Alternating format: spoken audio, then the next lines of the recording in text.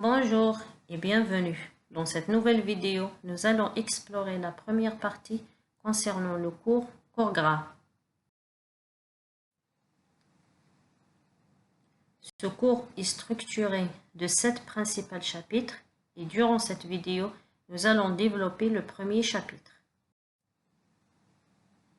Ce chapitre consiste à étudier quelques huiles végétales vu leur composition, répartition, culture et propriétés.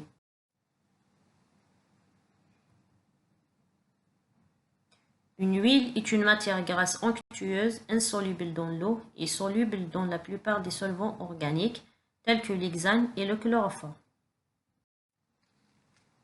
On commence par le tournesol. Le tournesol est une plante oléagineuse annuelle. Elle appartient à la famille des Astéracées. Cette plante peut atteindre 4 mètres de hauteur. Le tournesol est originaire d'Amérique du Nord. Et parmi les principaux pays producteurs, nous avons l'Argentine, la France, l'Inde et la Chine. L'huile de tournesol se compose essentiellement de triglycérides. Les valeurs varient entre 98 et 99%, comprenant 60% d'acide linoléique, 22% d'acide oléique et 14% d'acide gras saturé. Cette huile est une source d'énergie et de nutriments tels que l'acide linoléique qui exerce une action sur la peau, les muqueuses, le système endocrinien et le système nerveux. L'huile de tournesol présente une couleur claire, un bon goût, une bonne odeur. C'est la raison pour laquelle il est utilisé dans l'assaisonnement des salades, la préparation des mayonnaises et des margarines.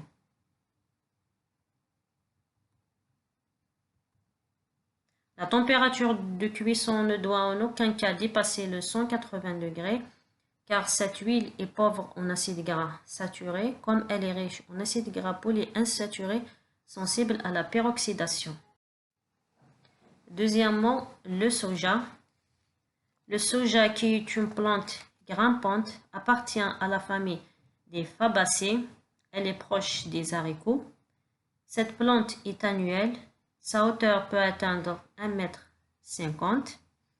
Sa récolte se fait au mois de septembre et au mois d'octobre.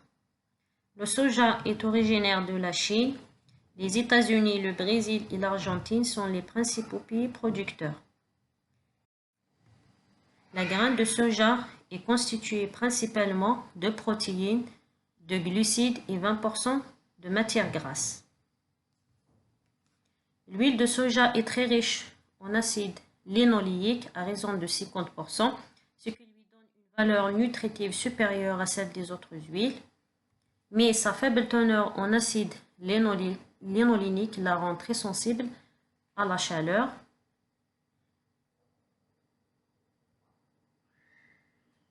C'est la raison pour laquelle il est utilisé dans l'assaisonnement.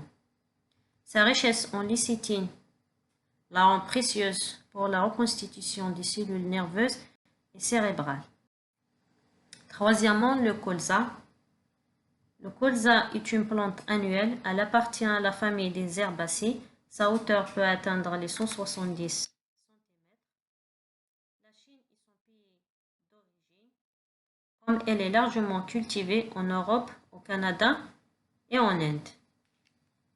Le colza est constitué de 43% de matière grasse. Elle comprend 60% d'acides gras monoinsaturés. Comme elle est riche en oméga 3 et vitamine E, ce qui lui confère des propriétés nourrissantes et antioxydantes, elle aide à la reconstitution des membranes cellulaires, elle stimule l'activité cérébrale comme elle contribue à la protection des parois artérielles. Et on termine par l'olive. Le fruit de l'olivier appartient à la famille des Oléacées. L'arbre de l'olivier peut atteindre jusqu'à 20 mètres de hauteur.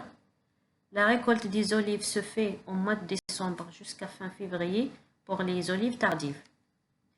La production des oliviers sont principalement réunies dans les pays du parcours méditerranéen jusqu'au sud de l'Europe, dont 75% sont produites par l'Espagne et l'Italie, la Grèce et le Portugal. Comme toute huile végétale, l'huile d'olive est une huile sensible à la chaleur. Elle est utilisée pour l'assaisonnement et aussi dans la fabrication des savons à base de l'huile d'olive. La composition biochimique de l'huile d'olive est influencée par plusieurs paramètres qui sont la région de province, la variété, le degré de maturité du fruit, les conditions environnementales, techniques d'extraction ainsi que les conditions de stockage. L'huile d'olive est la seule huile stable parmi toutes les huiles végétales et ça revient à sa grande richesse en acide oléique qui permet de réduire particulièrement le taux de cholestérol total, l'LDL, comme elle permet l'augmentation des HDL. Sa richesse en composés phénoliques et tocophérols réduit le taux de vieillissement et la perte de mémoire. La matière grasse est nécessaire à notre équilibre alimentaire. Il est donc indispensable d'en consommer et de varier les types de graisse, chacune ayant une composition et une valeur nutritionnelle propre. En effet, une saine alimentation adaptée à nos besoins est le moyen le plus puissant dont nous disposions pour nous garantir une bonne santé.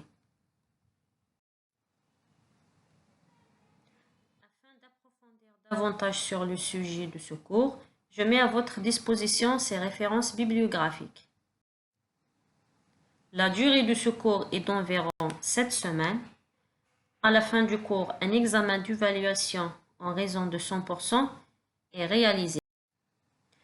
Je tiens à vous remercier pour votre aimable attention.